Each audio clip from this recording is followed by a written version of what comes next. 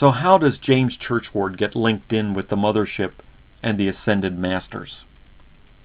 I never got to speak with the young man again to find out how James was connected to the mothership, so either it was a product of his deluded psyche, there was some basis in literature, or a combination of the two.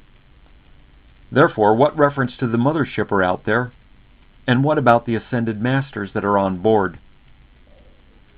First, allow me to state that before I started looking into this subject, I had no idea that it was such a hot topic on the internet.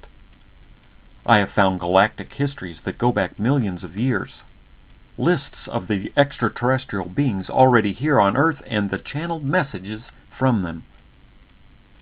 The pages where this information is presented appears to be treated seriously by those who wrote them and do not appear to be a fictional representation of any form of game. The source for much of these materials seems to be from channeling, which, unlike James' publications, is the result of the alien being speaking through a human here on Earth.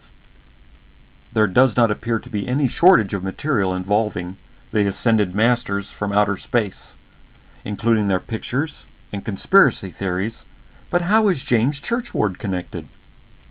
It is true that some of James' theories may have been influenced by Madame Blavatsky and Theosophy, and that some of her channeled messages came from extraterrestrial sources, but James never mentioned that he was in contact with or was contacted by masters from another planet.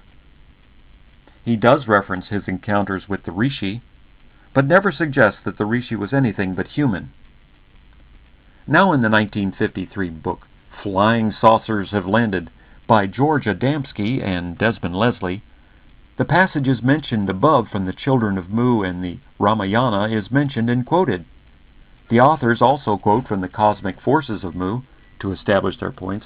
However, there is no mention that James talked about their extraterrestrial origin.